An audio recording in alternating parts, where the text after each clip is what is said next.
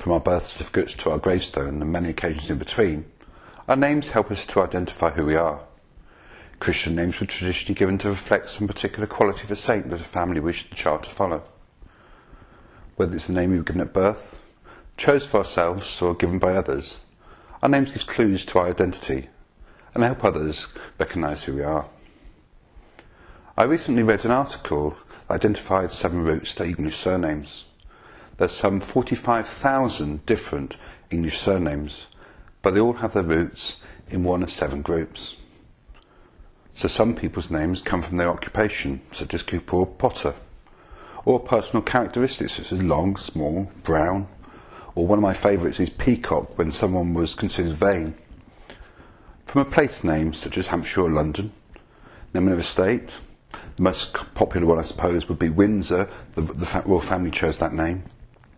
From a geographical characteristic such as Green Hill or Greenwood or Hill, names meaning son or daughter such as Dawson or Jackson, or to make sure people knew who was paying the bills, a patronage such as Hickman being from Hicks man. All have in common that names tell others about us and our history. So what does God's name tell us about him? In today's reading from John's Gospel, chapter 8, the Jews question Jesus' identity. Jesus responds by saying, "Before Abraham was, I am." Jesus intentionally uses the name I am. This is the same response God gives to Moses in the burning bush. Moses was instructed by God to tell Pharaoh that I am has sent me to you.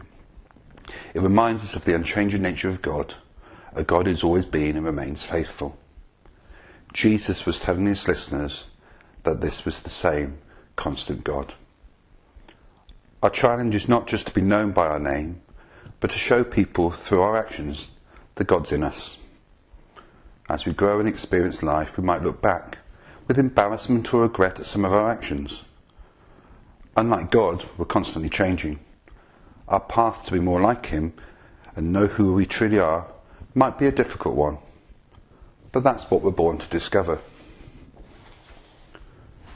During the Catholic Mass, as the priest prepares the gifts of water and wine, he says, "By the mystery of this water and wine, may we come to share in the divinity of Christ."